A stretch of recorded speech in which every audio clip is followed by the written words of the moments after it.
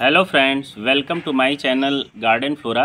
दोस्तों, अब ठंडक की शुरुआत हो ही चुकी है और ठंडक में बहुत सारे जो फ्लावरिंग प्लांट होते हैं उनमें से एक फ्लावरिंग प्लांट दोस्तों ये सेवंती का है। सेवंती जिसको हम गुलदावदी के नाम से जानते हैं और इसको हम क्राइसेंथेमम के नाम से भी जानते हैं। बहुत ही खूबसूरत से अलग अलग रंगों में इसके फूल आते हैं दोस्तों। ये आपका रेड वैरायटी है, ये आप देखेंगे इस कलर में आपका फ्लावर मिलेगा। येलो भी आता है, वाइट भी आता है, क्रीम कलर के फ्लावर्स आते हैं। बहुत अलग अलग कलर्स में इसके फ्लावर्स आते हैं। वैसे तो हमने कटिंग से भी इसके पौधे ग्रो कराए थे, बहुत आसानी से कटिंग इसकी लग जाती हैं, लेकिन ये हाइब्रिड वैरायटी है और वो देसी वैरायटी का दोस्तों क्राइसेंथेमम था। तो मैं हाइब्रिड वैरायटी का ये क्राइसेंथेमम लाया हूँ और आज आपको इसकी पॉटिंग रिपोर्टिंग के बारे में बताऊंगा कि किस तरीके से हम इसकी रिपोर्टिंग करें और आगे हम क्या देखभाल करें जिसमें आप देखेंगे इसमें गुच्छों में फूल खिलकर आएँ।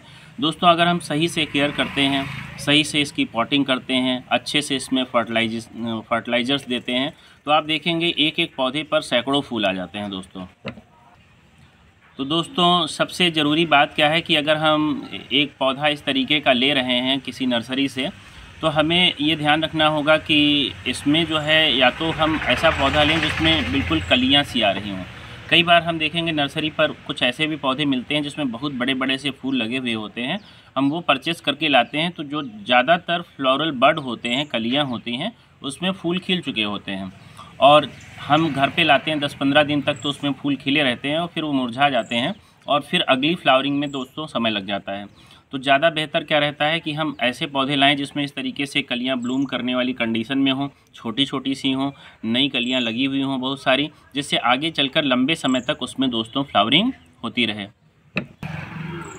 दोस्तों, हम इसके लिए जो है सॉइल मिक्स तैयार करने के लिए क्या लेंगे कि 40% तक जो है आप गार्डन सॉइल ले लें। कोई सी भी आपकी गार्डन सॉइल है उसको आप ले सकते हैं। हाँ, ये ज़रूर है कि अगर आप किसी गमले की मिट्टी को रीयूज करना चाहते हैं तो उसके लिए कंपोजिशन आप देख लें कि उसमें किस किस क्वांटिटी में कौन कौन से आपने जो है न्यूट्रिएंट पहले मिला रखे थे। मान लो उसमें सैंड ऑलरेडी बहुत ज़्यादा है तो सैंड मिलाने की ज़रूरत नहीं है। ये मान लो हमारे पास गार्डन सॉइल है, इसमें थोड़ी सी सैंडी कंडीशन है तो इसमें मैं सैंड नहीं मिलाऊंगा। इसके साथ 40% ये गार्डन सॉइल के साथ हम 40% के आसपास ही क्या लेंगे, ये खाद ले लेंगे। वर्मी कंपोस्ट या खाद कुछ भी आप ले सकते हैं।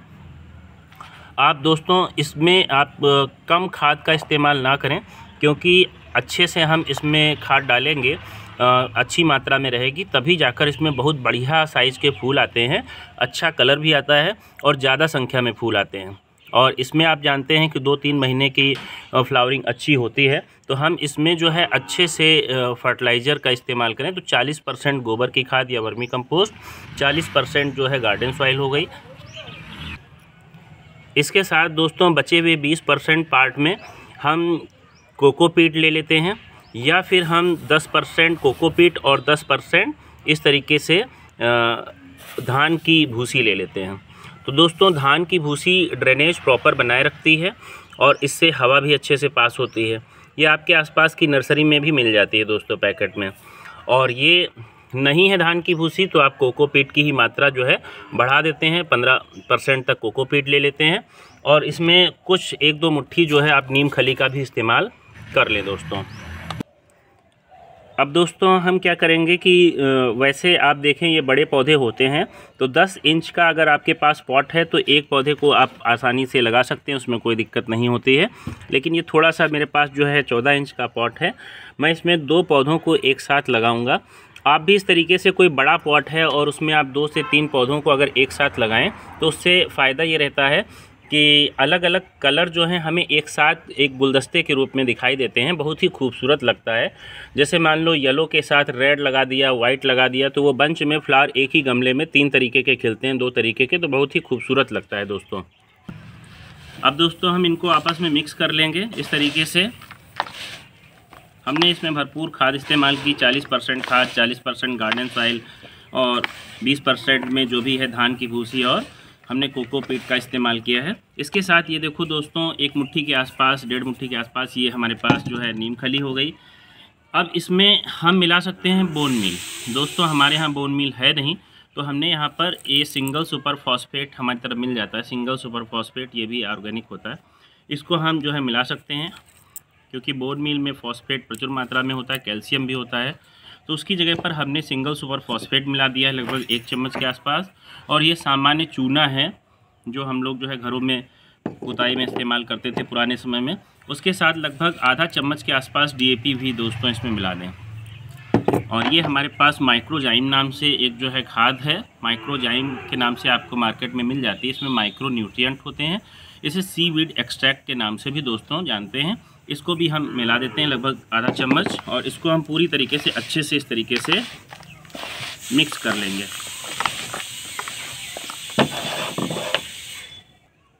अब दोस्तों इसका हम पॉली बैग ऐसे रिमूव कर लेंगे। आप दोस्तों अगर नहीं निकाल पाएँ पॉली बैग को तो आप पॉली बैग को काट लें। पॉली बैग बचाने की कोशिश करने में कई बार जो है ये इसका रूट बॉल पूरा डिस्टर्ब हो जाता है, तो ऐसा करने से बढ़िया है आप जो है पॉली बैग को काट ही लें तो ठीक रहता है दोस्तों। इसको डिस्टर्ब करने से फिर ग्रोथ थोड़ी सी स्लो हो जाएगी और ज़्यादा समय लग जाएगा पौधे को ग्रो करने में। रूट्स डैमेज ना करें आप दोस्तों। ये हमने इस तरीके से इसको काट लिया है।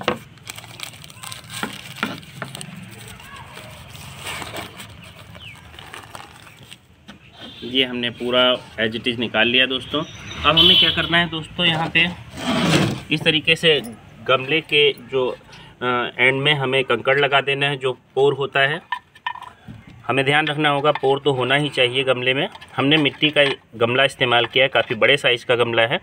और फिर हम इसमें लगभग 60 से 70% तक मिट्टी भरेंगे। इस तरीके से मिट्टी भरेंगे दोस्तों। थोड़ा थोड़ा सा नीचे का हल्का टाइट भी करते जाए, इसमें एयर पॉकेट ना बने, हमें ध्यान रखना होगा।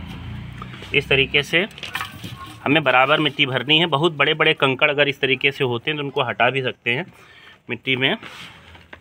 ये इस तरीके से हमें मिट्टी भर लेनी है और ये चेक करना है, हमें बहुत गहराई पर भी नहीं रखना है, हल्का सा आधा इंच के आसपास जगह छोड़नी है। उसमें आगे चलकर खाद मिलाने में आसानी रहती है। बहुत ज़्यादा गहराई छोड़ने से भी कोई मतलब नहीं होता है दोस्तों। तो थोड़ा सा इसमें मिट्टी और फिलअप करेंगे। ये पौधा थोड़ा सा यहाँ पर प्लेस कर देंगे। ये दोनों रख सकते हैं। अब दोस्तों इस तरीके से हमने मिट्टी को भर देना है।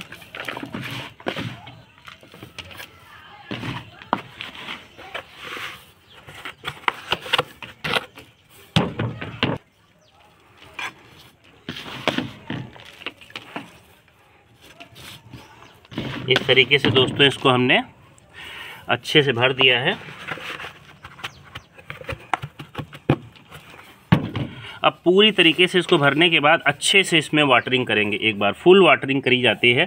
पहली बार जब हम पौधा लगाते हैं, रिपोर्ट करते हैं, तो फुल वाटरिंग करने के बाद इसे 1-2 दिन के लिए, 2-3 दिन के लिए सेमी सेड प्लेस पर रख देते हैं इस तरीके से। और इसमें जो सूखी पत्तियां हमें दिख रही हैं दोस्तों, ये भी हमें इस तरीके से तोड़कर अलग कर देनी होती हैं।